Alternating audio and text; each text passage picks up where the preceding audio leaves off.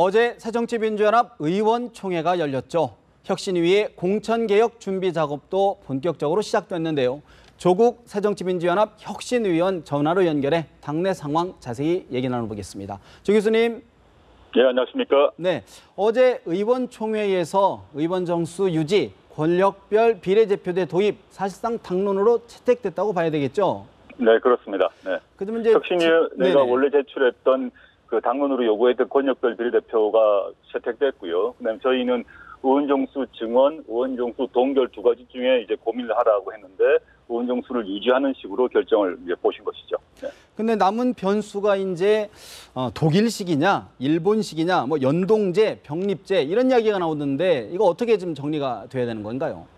새정치 안에서 이제 그 문재인 대표, 당대표와 그 이종걸 원내대표께서는 공식 발언을 통해서 독일식 연동제, 즉 표의 등가성을 최대한 높이는 거죠. 사표를 최대한 줄인 방식으로 가자라고 얘기를 하셨고요. 예. 국회의원들은 그에 대한 특별한 문제 제기를 하지 않으셨습니다만 아직까지 세세하게 독일식으로 갈 거냐, 일본식으로 갈 거냐 자체를 세밀하게 논의하지는 않은 상태라고 보고요. 그런데 예. 문제는 새누리당 같은 경우는 독일식이건 일본식이건 권력별 비례대표 자체를 지금 거절하고 계시기 때문에 앞으로 좀 난항이 좀 생기지 않을까 예상하고 있습니다. 일부 여당에서는 일본식으로 병립제, 예를 들어서 지금 그 권역별 투표제랑 비슷한 이제 숫자만 좀 배정하는 이런 거는 좀 검토할 수도 있다, 이런 분위기가 있던데요. 어떻게 평가하십니까? 지금 새누리당 안에는 당론 자체가 정해져 있지 않습니다. 그런데 정의화 의장님, 물론 현재는 무소속이신데 정의화 의장님 같은 경우는 명시적으로 일본식은 잘못됐다라고 말씀을 하셨고요. 예. 그다음에 새누리당 소속인 그 김용태 의원이나 또 이병석 국회부의장, 현재 정개특위 그 위원장이시죠. 이런 분 같은 경우는 권역별 비례대표를 하자라고 말씀하셨는데 김무성 대표께서 어떤 경우도 안 된다라고 말씀하시기 때문에 네. 새누리당 안에서 책임 있는 주체를 중심으로 이제 얘기를 하게 되면 의견 자체가 통일되지 않는 상태다라고 보입니다. 물론 개별적으로 일본식을 선호하는 분도 계신다는 말은 들리지만 예. 이 개인 의견이 중요한 게 아니라 당론이 중요한 것인데 새정치는 당론이 정해졌다면 새누리는 당론 자체가 정해져 있지 않다라고, 이게 지금 문제라고 볼 수 있습니다. 그렇다 그러면 오는 13일까지 선거구 획정을 위해서는 안을 내달라라는 게 선관위의 요구인데 네. 당장 가능하겠습니까? 현재 상태로는 13일까지 불가능할 것 같고요. 이게 이제 그 정개특위 간사분들이 계시지 않습니까? 여야 간사가 협상의 재량을 가져야 되는데 지금 한쪽에서는 권역별 비례대표를 하자라고 했다면 한쪽은 절대 안 된다라고 말을 한 상태이기 때문에 양쪽 당대표가 다른 입장을 표시하고 있기 때문에 저는 양당 간사에게 협상의 재량을 줘야 된다라고 보고 있습니다. 그렇지 않다면 이 통일수가 만들어질 수가 없는 거죠, 지금. 그렇다 그러면 문재인 대표가 지금 이른바 빅딜을 얘기한 거 아닙니까? 권역별 비례대표제, 새누리당의 오픈 프라이머리제를 좀 서로 같은 테이블에 놓고 좀 이야기를 해보자라고 하는 건데 이 부분에 대해서는 어떻게 평가를 하고 계십니까? 원래 보면 이제 권역별 비례대표는 선거제의 문제이고 오픈 프라이머리 같은 경우는 공천제의 문제이기 때문에 두 개가 맞교환 대상은 아닙니다. 예. 권역별 비례대표는 법의 문제고 오픈 프라이머리는 당원 당규의 문제인 것인데 사실 이제 새정치연합 같은 경우는 국민참여경선이라는 한국형 오픈 프라이머리를 스스로 해왔거든요.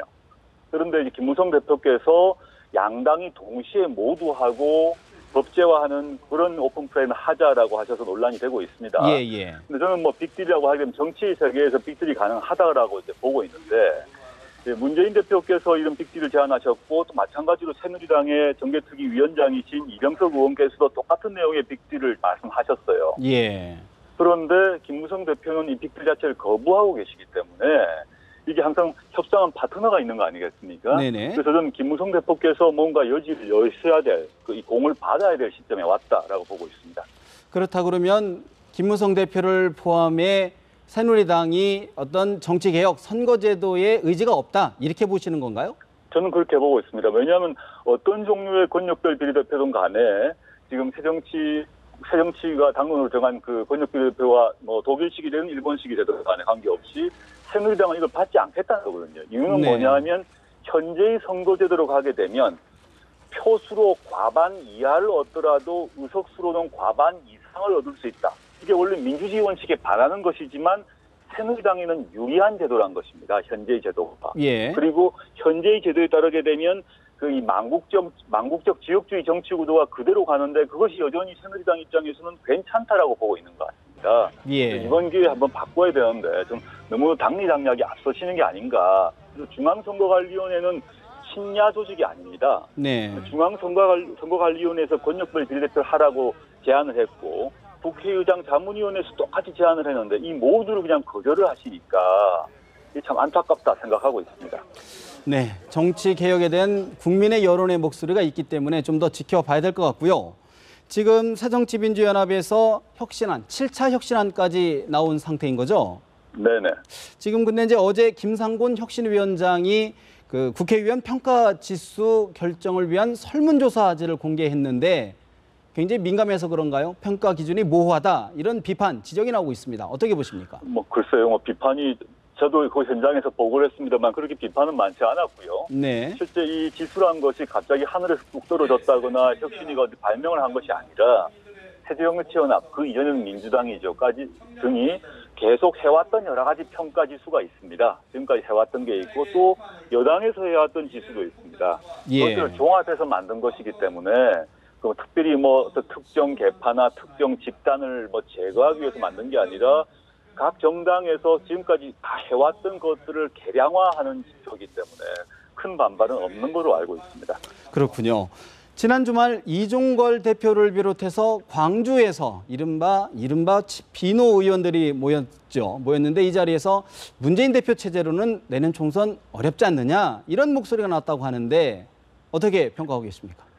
언론 보도와는 달리 제가 아는 바로는 이른바 호남권 비노계 의원들이 이런 모임을 위해서 의도적으로 모인 게 아니라 가볍게 밥 드시려고 모였는데 예. 그중에 일부 의원의 발언이 전체의 발언으로 이렇게 포장되었다고 들었고요. 그래서 참석하신 다수 의원들은 그 언론 보도 내용에 불만을 갖고 계신 걸로 알고 있습니다. 예.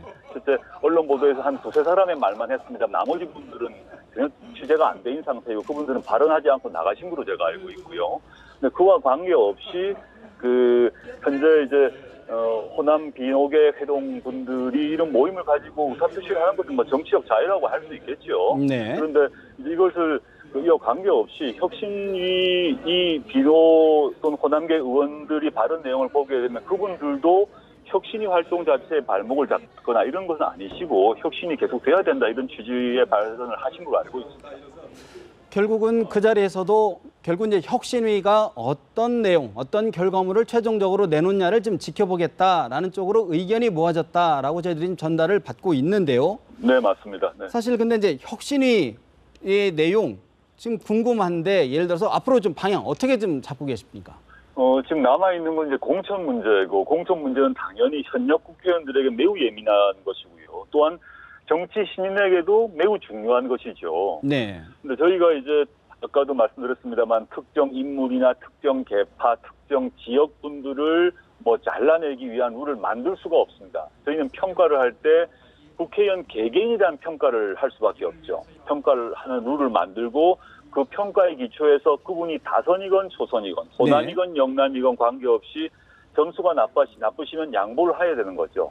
그거는 저희 혁신위가 지금 제도화하려고 하는 것입니다만은 그 이전에 민주당, 새정치연합, 여당도 마찬가지로 항상 해왔던 것입니다. 예. 그런데 그때나 지금이나 언제나 현역 의원들은 평가받는 것을 별로 좋아하지 않으시고 자신이 혹시나 이른바 물갈이의 대상이 될까봐 경계하시는 것 같습니다. 그렇지만 네.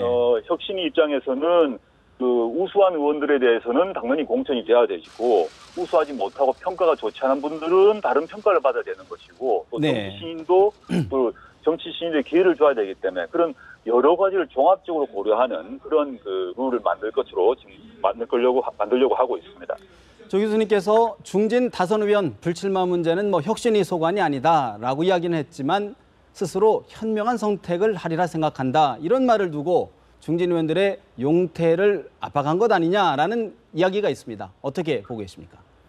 중진 다선 의원분들이 일률적으로 말씀드릴 수는 없고요. 모두가 다 나가야 된다 이런 말은 안 되죠. 왜냐하면 국회의장이나 국회 부의장 또는 상임위 위원장 같은 경우는 중진 다선이 하셔야 됩니다.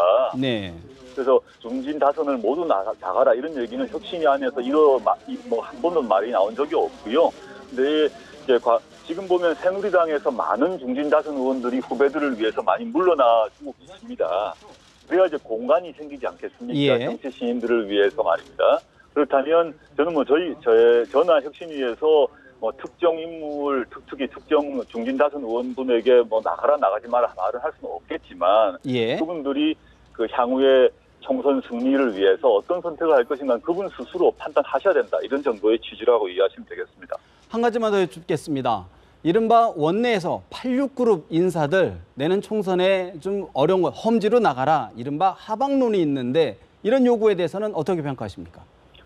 저는 제가 그런 얘기를 한 바는 없고 혁신 차원에서 그런 말이 없는데요. 86그룹은 상대적으로 다른 어떤 국회의원들에 비해서 과거 김대중 대통령 시절에 젊은 피 수일이라는 그런 통해서 좀 상대적으로 쉽게 정치에 이제 진입하신 거죠. 네. 그랬을 때 향후 또 그 개개별로 다 다릅니다만은 이분들도 아까 제가 중진 다선 의원 문제와 마찬가지로 역할이 있는 분이 있다. 더 국회에서 역할이 있는 분이 있고, 근데 또 개별적으로 의정 활동이나 등등을 잘 못하시는 분들은 이제 좀 양보하셔야 된다. 이렇게 정도 보시면 되겠습니다. 여담입니다. 내년 총선에 우리 조 교수님께서 출마를 했으면 좋겠다라는 권유를 좀 많이 받으실 것 같은데 어떤 혹시 생각 있으십니까? 저는 그 점 여러 질문 많이 받았습니다만 반복해서 말씀드리고 조건 없이 말씀드립니다만 의사와 능력이 없다 이렇게 단호하게 말씀드릴 수 있습니다. 알겠습니다. 오늘 말씀 여기까지 들어야겠습니다. 고맙습니다. 네, 고맙습니다. 지금까지 조국 사정치연합 혁신위원과 이야기 나눠봤습니다.